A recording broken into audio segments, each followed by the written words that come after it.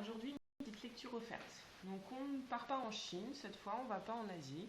Il y a un petit livre que je vous avais pris à la bibliothèque quand on a travaillé sur Paris, j'avais dit que je vous le lirais.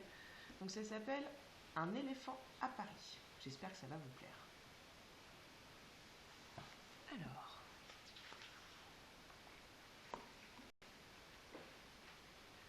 oups, Opus s'ennuie.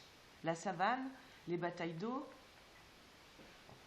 tout ça, il en a ras la trompe.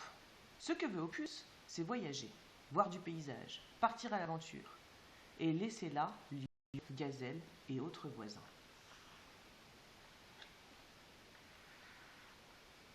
Un matin, c'est décidé. Il ouvre un œil, puis deux, et s'en va. Oui, comme ça, il s'en va. Il marche longtemps, très longtemps, parce qu'un éléphant, ça ne marche pas vite du tout. Il prend même des photos.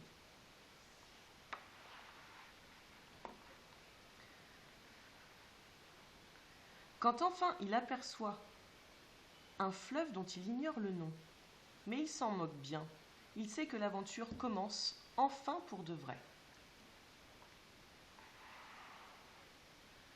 Il saute dans une barque. Enfin, il ne saute pas vraiment. Il y monte très précautionneusement.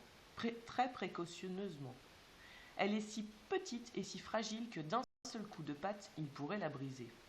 Alors, faire entrer les quatre dedans.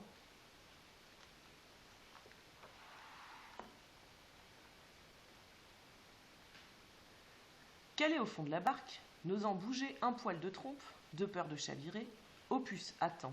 Il regarde le paysage défiler au ralenti. Lorsqu'il sent l'eau mouiller ses grosses fesses, il décide de poursuivre la route sur la terre ferme. Heureusement pour lui, un peu plus loin, un avion propose de l'emmener. Youhou! Opus ignore jusqu'où, mais là encore, il s'en moque bien. Ce sera une surprise, et Opus aime les surprises.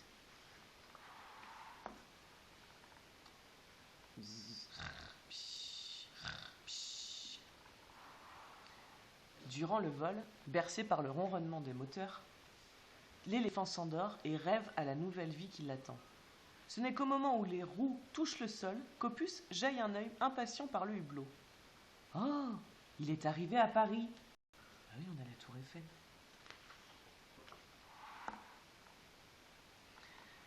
Avec la tour Eiffel qui nargue les nuages, les taxis qui parcourent les Champs-Élysées et sa cathédrale qui sonne les cloches comme pour lui souhaiter la bienvenue, Opus se croit au paradis. Qu'elle est loin, son ennuyeuse savane.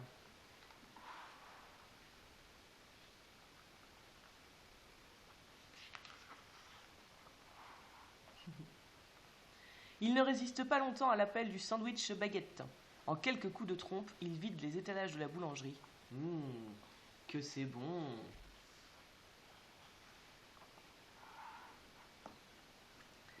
Et les musées? Oh, Opus a toujours rêvé de courir les musées.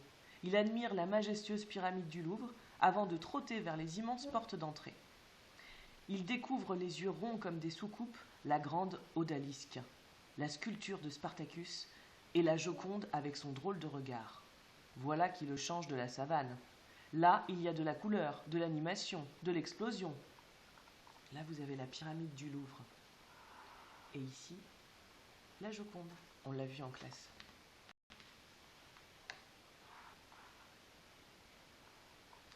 La fatigue du voyage commence à se faire sentir. Rien de tel qu'une sieste sur l'herbe tendre du parc des Buttes-Chaumont pour se reposer.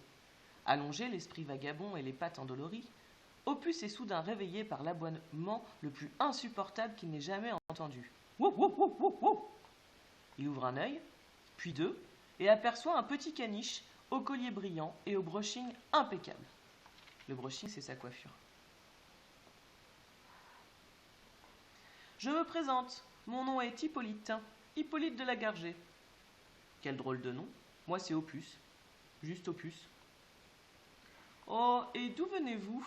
Opus, juste Opus. De très loin, d'Afrique. Oh, merveilleux, fabuleux, extraordinaire.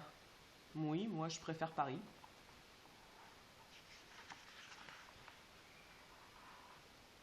Ce chien commence à l'épuiser avec tout son babillage. Va-t-il bientôt se taire?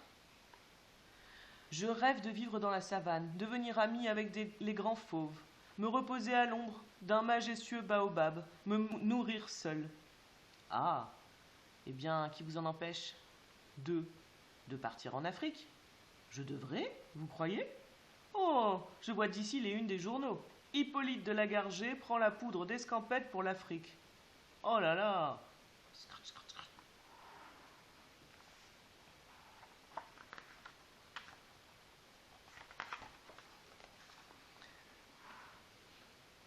Tout à coup, Opus a une idée de génie. Il se remet aussi vite que possible sur ses pattes, c'est-à-dire péniblement, et fait sauter le petit caniche chic dans les airs. Arrêtez, arrêtez, je vais me sentir mal. Opus, juste Opus. Écoutez-moi, on pourrait faire un échange de maison. Comment, ça? Je vous prête mon baobab, vous me prêtez votre appartement. C'est que je vis à Avenue Montaigne, dans un luxueux appartement de 200 mètres carrés. Et quoi? Je ne suis pas assez bien pour vous? Si, mais cela vous plairait-il?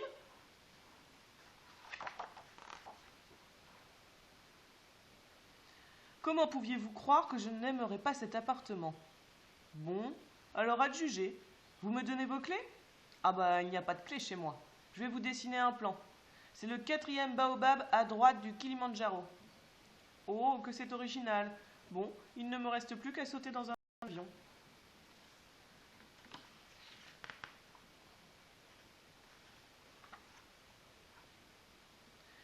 Soyez prudent, surtout Hippolyte de Lagarger, et n'oubliez pas, au début, restez loin des lions. Oh, je suis certain que nous deviendrons vite d'inséparables amis. Opus regarde l'avion d'Hippolyte décoller et s'envoler vers son ancien chez lui. À présent, son chez lui, c'est ici, dans la jungle urbaine, c'est-à-dire dans la ville.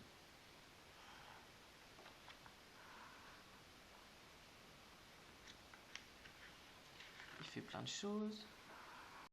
Il se promène sur la scène, il va voir des spectacles. 6 mois plus tard, une lettre et une photo arrivent. Cher Opus, juste Opus, ici tout va très bien. Je me suis habitué à la chaleur. Ta famille m'a tout de suite adopté. Par contre, les lions se montrent assez peu amicaux pour le moment. Je m'amuse beaucoup, surtout à me cacher lorsqu'ils chassent. Je t'embrasse, ton ami Hippolyte de Lagarger. PS, n'oublie pas de shampouiner la moquette.